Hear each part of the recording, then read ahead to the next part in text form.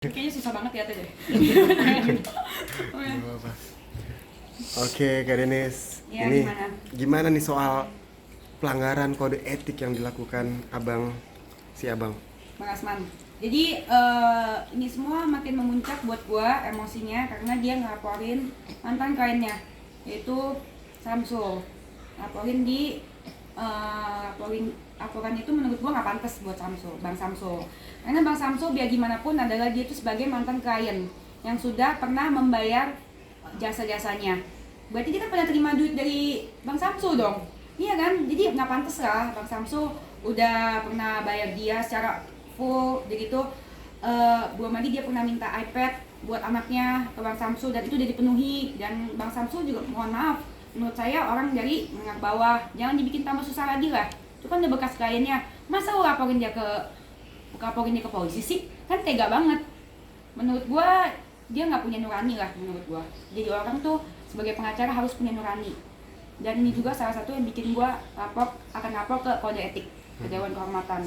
Jadi laporan gua isinya itu kepada yang terhormat Presiden DPP Kongres Advokat Indonesia, Ketua Dewan Kehormatan, perihal pengaduan dugaan pelanggaran kode etik advokat atas nama advokat Bang Rasman. Iya, ada banyak banget yang harus dibacain.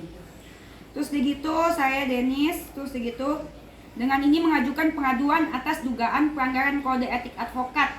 Kan kita kan sebagai masyarakat tuh juga boleh mengadu. Ini juga iya kan? Boleh kan sebagai masyarakat. Kita sebagai apa waktu itu? Masyarakat ya? Masyarakat umum. Jadi buat kalian yang ingin mengadu kepada Dewan Kode Etik, kalian bisa mengadu juga gitu tentang perihal Bang Rasman ini yang menurut saya telah menimbulkan kegaduhan dan keresahan publik, di mana dia marah-marah di pengadilan depan umum, marah-marahin tukang parkir di depan Kopi Joni. Bukan tukang parkir gitu ya, marah-marahin orang Kopi Joni. Pedagang. Ya, terus begitu marahin juga tukang parkir di Pengadilan Negeri Batam dengan memakai plat dinas TNI. Itu juga patut dipertanyakan, kok bisa warga sipil memakai plat TNI. Terus begitu juga dia ngamuk-ngamuk di apartemen Mediterania Kemayoran sampai adanya perampasan peluru polisi. Kok bisa didiamkan gitu. Oknum pengacara ini menurut gua sangat tidak layak jadi contoh masyarakat gitu. Terus begitu ditambah lagi pelecehan verbal yang dilakukan terhadap gua, ditambah lagi kejamnya dan teganya dia sama Bang Samsul. Menurut gua gak pantas, makanya gua mau ngaduin dia.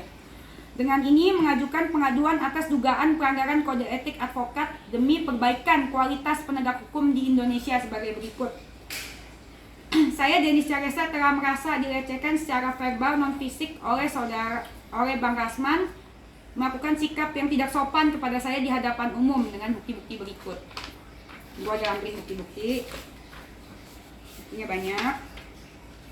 Terus begitu yang kedua, pada kode etik advokat Indonesia bab 2 pasal 3 poin B dijelaskan bahwa advokat dalam melakukan tugasnya tidak bertujuan semata-mata memperoleh imbalan materi, tapi lebih mengutamakan tegaknya hukum, kebenaran dan keadilan. Ini kan melakukan pelanggaran pada poin ini dengan bukti kasus saudara Samsul yang diminta sejumlah uang dari Bang Rasman dengan tujuan untuk memberikan anaknya buat iPad lah, apa segala macem. Juga melakukan pelanggaran pada poin dengan bukti kasus dengan Dr. Richard yang diminta sumbangan lah, apa-apa, ada buktinya semua. Ya maksudnya gua udah gitu, udah minta sih nggak masalah ya. Abis itu dilaporin pula sama kliennya. Kan menurut gua lu harus punya nurani lah. Oke lah Dr. Richard, dia kan udah nggak mau jadi klien dulu, jangan dipaksa-paksa. Oke lah Bang Samsul, dia kan juga rakyat kecil yang sampai jual gelang istrinya, dia sampai nangis di podcast gua. Gua aja yang ketemu sekali nggak tega. Masa lu yang pernah dapat bayaran dari Bang Samsul lu tega laporin dia lagi? Lu mau merusak hidupnya Bang Samsul sampai tahap mana lagi? Emang kurang penderitaan yang lu kasih ke dia? Dia tuh cuma pengen bersuara. Emang kenapa? Gua juga udah menyediakan ruang kok, tempat untuk Bang Rasman klarifikasi. Tapi Bang Rasman sendiri yang meminta untuk ke podcast gua dan dia tidak pernah datang sampai sekarang. Udah janjian berapa kali? Iya doang, asbun gitu kan. Tapi dia malah datang ke podcast lain bisa. Iya kan? Berarti emang dia nggak niat. Kalau misalkan dia merasa benar, klarifikasi aja. Bukan selalu menyediakan tempat, ruang, dan waktu. Udah GR yang dia salah ngomong. Yang ketiga, pada Kode Etik Advokat Indonesia bab 2 pasal 3 poin D dijelaskan bahwa advokat wajib memelihara rasa solidaritas di antara teman sejawat. Teman sejawat itu berarti teman satu profesi ya, dimana dia profesinya adalah pengacara dan bisa dilihat dipertontonkan oleh masyarakat luas saat dia debat terbuka bersama Bang Farhad Abbas. Bang Farhad dimana adalah seniornya. Dia malah seperti berlaku seperti anak kecil atau bocil karena dia ngomong gini, saya nggak mau ngomong kalau ada Bang Farhad, padahal kan dia tahu bakal ada Bang Farhad di situ. Kamu mungkin nggak tahu ya kan, masa iya Ainus ngejebak? Tapi dia ngomong, gua nggak mau ngomong kalau ada, saya nggak mau ngomong kalau ada Farhad. Pokoknya saya nggak mau ngomong kalau ada Farhad. Terus saya matikan kalau ada Farhad gitu. Hey Farhad, kau bikin malu gitu sampai muncrat gue. Iya kan? Dia ngomong gitu di Ainus ditonton banyak orang loh. Dan akhirnya apa? Jadi bahan ketawaan kan? Itu kan TV nasional, buset, berita lu menjadikan contoh yang tidak baik untuk seluruh advokat Indonesia. Masa teman sejawat lu yang senior lu pengacara lu ngomong kayak gitu? Terus di mana ada lagi juga dia menjelek-jelekan teman sejawat yaitu Hotman Paris. Dia kan ngata-ngatain Bang Hotman udah kayak apa? Kalian bisa lihat sendiri. Nggak ngehargain sama sekali. Harusnya kan mereka saling menghargai kan? Tapi yang dilakukan sama Bang Farhad di depan umum itu menurut saya tidak pantas apa yang dikatakan. Dan dia terlalu emosi dan menurut gue tidak pantas jadi pengacara. Terus udah gitu, pada kode etik yang keempat ya, pada kode etik advokat Indonesia bab 2 pasal 3 poin H dijelaskan bahwa advokat dalam menjalankan profesinya harus bersikap sopan terhadap semua pihak, namun wajib mempertahankan hak-hak dan martabat advokat. Bang Asman ini melakukan pelanggaran sikap yang tidak sopan terhadap seorang security di Pengadilan Negeri Batam karena dia maksa-maksa untuk tidak mau mengikuti SOP dari Pengadilan Negeri Batam. Pengadilan Negeri Batam itu ada SOP-nya. Setiap tuan rumah punya SOP-nya, Bang. Ngerti nggak, Bang? Abang kalau sekolah pengacara pasti ngerti deh. Tapi ada yang mau tanya, Abang tuh ijazahnya mana sih? Biar jelas gitu kan. Di Pengadilan Negeri Batam itu SOP-nya cuman boleh hakim dan orang yang bekerja di situ untuk parkir. Tapi Bang Asman ini maksa-maksa masuk. Gitu, maksa-maksa masuk dan parkir di dalam. Sedangkan itu kan nggak boleh. Dia sampai ngamuk-ngamuk, marah-marah. Kasihan tuh tukang parkir sama security-nya dimarah-marahin sama dia. Kasihan gua, nggak tega gua sama rakyat kecil. Terus dia parah pokoknya. Terus dari itu yang kedua, dia juga melakukan pelanggaran sikap yang tidak sopan terhadap sejumlah orang di apartemen, membuat kegaduhan sampai adanya kejadian perampasan peluru polisi. Itu udah di mana-mana beritanya, gue bingung kok pada diem aja sih. Terus Bang Rasman melakukan pelanggaran yang tidak sopan di Kopi Joni karena Bang Rasman tidak diperkenankan melakukan sebuah preskon di tempat tersebut. Sedangkan Bang Rasman memaksa masuk dan melakukan sikap tidak sopan. Terus begitu melakukan pengancaman terhadap seorang tersebut dengan mengancam akan diproses hukum. Yailah Bang, warga kecil Bang, itu warga masyarakat kecil, lu ancem-ancem bakal polisiin lah apa segala macem, nggak pantas Bang, lu tuh pengacara Bang, nggak pantas. Pengacara bukan sih? Bingung gue.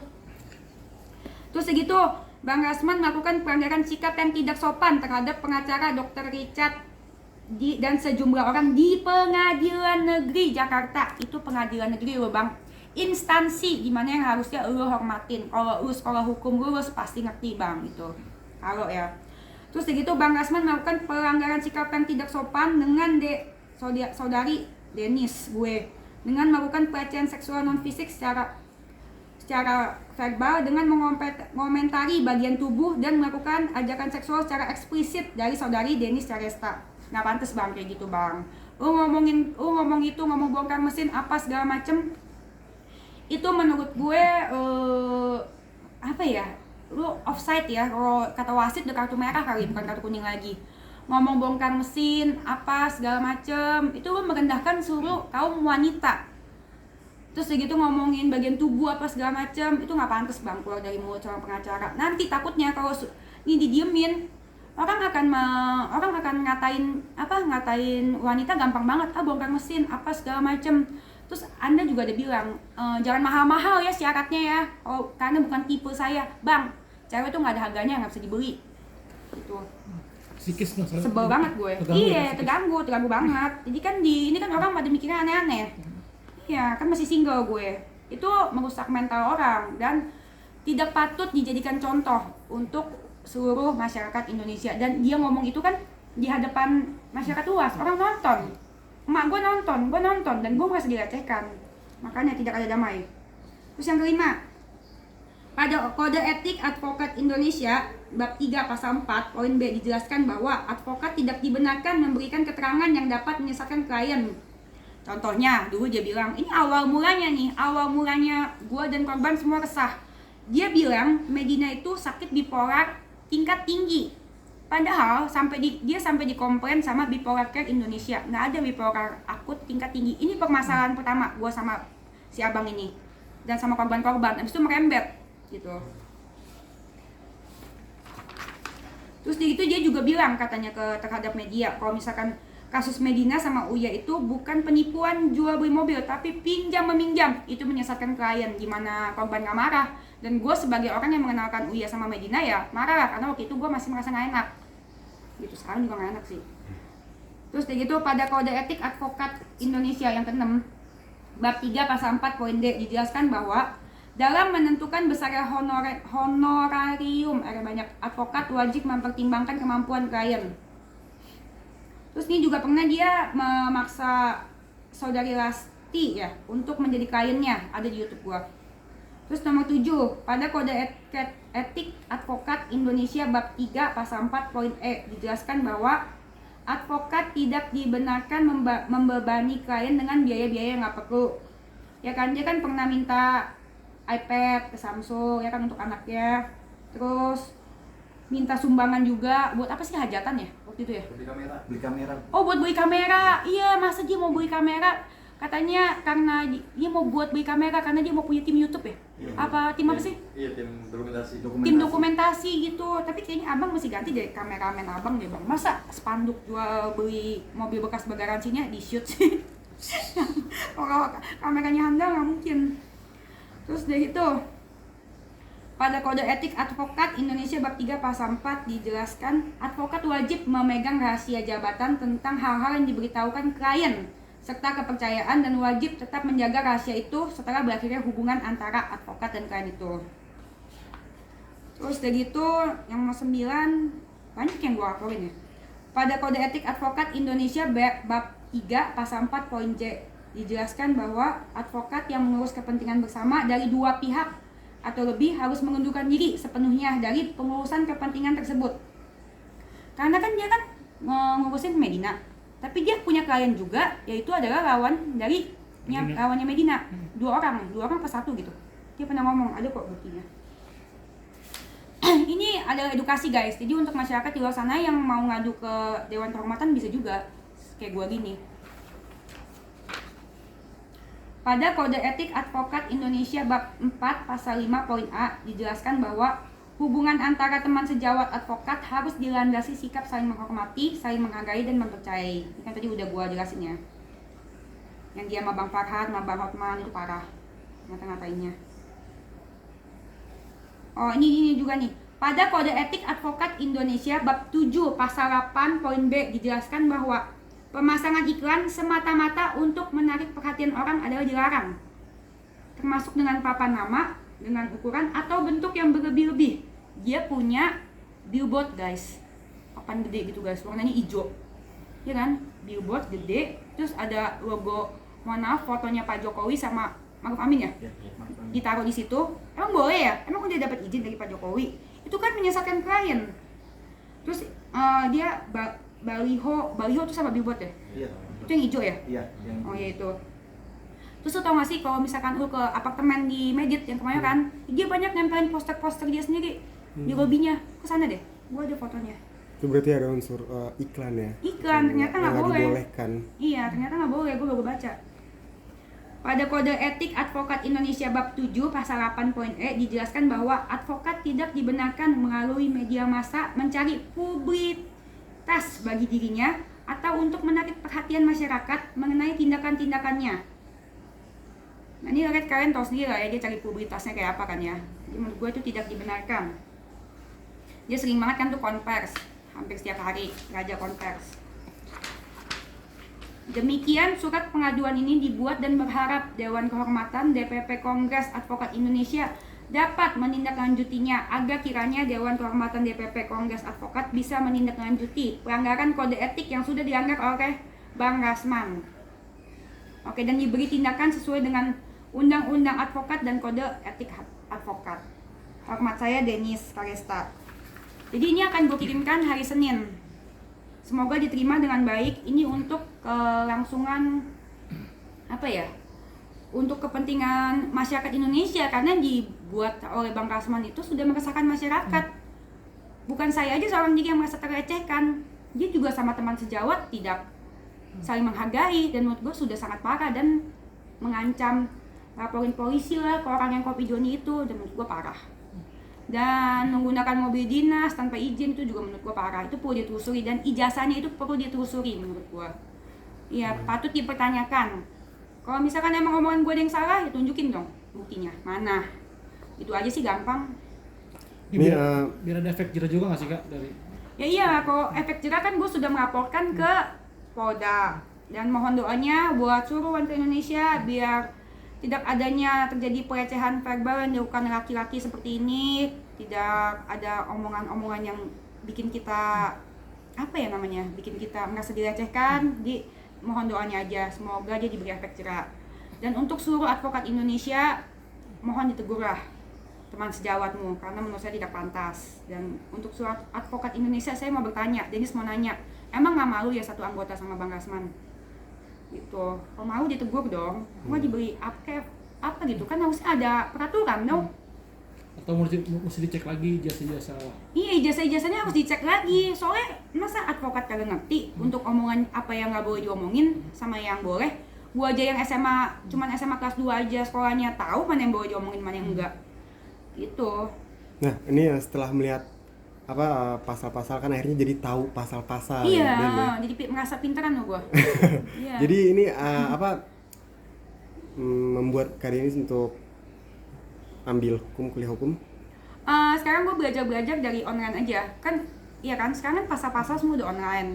Kalau ambil kuliah hukum sebenarnya buat biar kalau misalnya ada korban datang ke podcast gue bisa ngomongnya dengan benar gitu ngarahinnya. Gue mesti gimana. Kalau enggak kan gue cuma bisa jadi pembela kebenaran dan keadilan di dunia maya aja. Biar gue bisa jadi pembela kebenaran dan keadilan di dunia nyata juga. Gitu.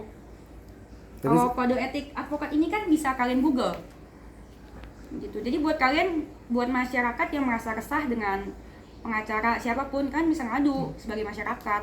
Google aja kode etik advokat KAI gitu. Jadi emang lihat cari peluang-peluang kesalahan Abang bukan R. cari-cari kesalahan, emang dia salah. Gimana dong? Orang dia melakukan itu di depan umum dengan sengaja dan melecehkan gue secara verbal dan menjadikan itu sebagai lelucon dan bahan tertawaan. Dan dia menggunakan huruf hijaiyah untuk mengkonotasikan mohon maaf kelamin, dan dia tertawa. Nggak pantas dong. Dan dia selalu bawa-bawa agama. Nggak pantas. Kalau misalkan lu berperilaku baik, nggak apa-apa bawa agama. Ya kan, lu apa yang keluar dari mulut lu baik, nggak apa-apa bawa agama. Tapi kan ini lu bawa agama dengan sesuatu yang tidak pantas. Mohon maaf sekali, kelamin. Kenapa sih pada diem aja? Gue bingung deh. Ya kan, giliran yang lain biasanya itu cepet marah-marahnya. Reaksi kakak setelah kakak mendengar dilecehkan dengan Bang Rasman itu, respon kakak dengan hati kecil kakak, masih psikis kakak keganggu nggak sih Kak? Iya, keganggu karena ada dampak sosial di saya. Yang karena ya jadi adanya bercandaan-bercandaan seperti bongkar mesin. Karena itu menurut saya dia harus diberi efek jerah segera. Karena bercandaan ini dianggap wajar kalau misalkan didiemin, makanya harus dikasih efek jerah. Dan mohon maaf, coba kalau misalkan anak atau ibu kamu dibilang itu sakit hati kan? Iya, nggak boleh ngomong gitu. Karena ingat tuh, kalian semua lahir dari rahim wanita. Gitu. Tapi sampai saat ini udah ada dapat permintaan maaf dari Bang R? Enggak. Udah mana ada. Dia malah bilang, emang kenapa kalau misalkan saya bilang itu saya lebih suka buah mangga daripada buah pepaya? Dia nggak salah. Makanya itu menurut saya dia udah harus dikasih efek jerah. Dan ingat ya, saya udah somasi dia. Dan dia bilang dia masih kayak gitu. Saya juga bingung, kok dia bisa sih laporin saya nggak somasi saya. Kemarin pas saya bikin laporan ditanya ada somasinya, nggak ada. Itu. Jadi masih tetap terus maju untuk dalam laporan ini, even he asked apologize gitu ya? Iya, nggak ada kata damai lah. Karena apa yang keluar dari mulut dia terlalu parah dan dampaknya bukan ke saya aja, dampaknya sudah sangat jelek ke masyarakat luas. Bayangin nanti pengacara-pengacara baru yang baru lulus ikutin jejak dia, ngaku-ngaku sebagai pengacara orang, ngaku-ngaku sebagai pengacara Pak BG. Padahal jelas-jelas sudah dibilang bukan. Masih aja ngaku-ngaku. Oh, cumi-cumi tanyain dong mana ijazah dia, mana bukti surat kuasanya. Iya kan? Terus tanyain dong mana bukti dia jubirnya Pak Presiden. Mana buktinya? Kalau ngomong doang saya juga bisa ngomong, saya tukang bunganya Pak Jokowi. Ya kan? Tapi nggak boleh kan ngaku-ngaku. Nanti kan takutnya itu informasi yang menyesatkan klien. Gitu. Dan dia juga selalu marah-marahin tukang parkir, apa yang warga biasa yang dilihat lebih rendah daripada dia kemarin depan aku dia bilang gini, gua laporin lo, kamu nggak tahu saya itu lawyer Hercules. Ya emang kenapa? Kan nggak nyambung, kasihan kalau masyarakat kecil kan nggak ngerti, dia takut kena mental gitu. Salah satu mencoreng advokat juga sih Kak. sangat nanti takutnya ini kepada seluruh advokat Indonesia. Kalau misalkan ini dibiarkan, nanti takutnya orang lain takut tuh pakai pengacara. Takut ada oknum-oknum seperti dia gitu. Dan beritanya udah viral, udah heboh, masa diem aja sih gitu. Terakhir nih kesiapan kakak untuk ambil kuliah hukum? Persiapan lagi cari ini pakai C. Oh, dikirain persiapan ke ini sumut. Pakai C udah nanya ya.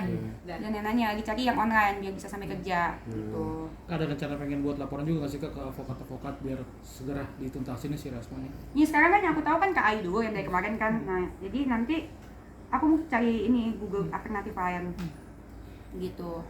Yang penting kita harus berantas premanisme guys, dan berantas orang-orang yang melecehkan kaum wanita gitu. Persiapan ke Sumut nggak ditanya? Iya, persiapan ke Sumut nih gimana? Tiket udah open kok. Tiket udah open. Iya. Siap menghadapi pengadilan tanpa lawyer? Ya siap, karena saya merasa saya benar dan saya percaya polisi Indonesia, saya percaya Polri, hidup Polri. Saya percaya.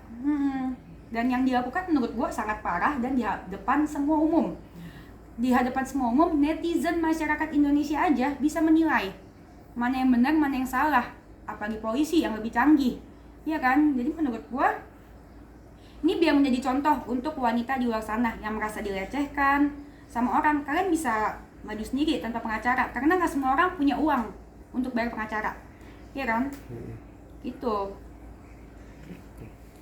Oke Kak. Oke, Karenes. Thank you.